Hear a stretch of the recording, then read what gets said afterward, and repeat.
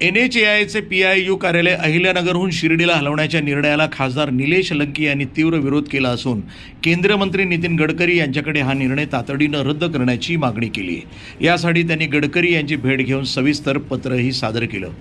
NHAI मुख्यालयानं 24 April 2026 रोजी PIU कार्यालय शिर्डीला हलवण्याचा आदेश जारी केला होता। मात्र हा निर्णय व्यवहार्य नसून त्यामुळे सुरू असलेल्या महामार्ग प्रकल्पांच्या कामकाजावर आणि नागरिकांच्या सोयींवर परिणाम होईल असं लंके यांनी म्हटलं आहे।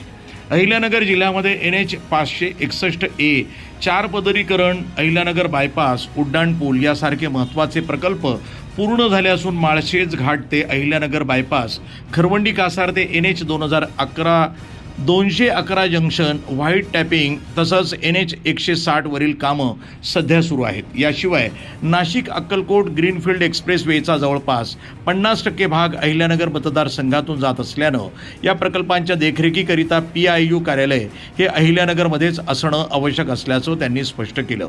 अहिल्यानगर हे मोठं प्रशासकीय केंद्र असून जिल्हाधिकारी कार्यालयासह महत्त्वाची शासकीय कार्यालये इथे आहेत।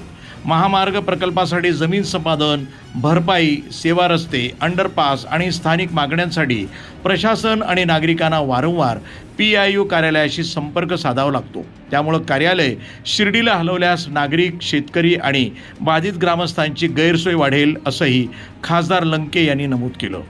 वृत्तसंपादन विभाग, न्यूज टुडे 24, अहिल्यानगर।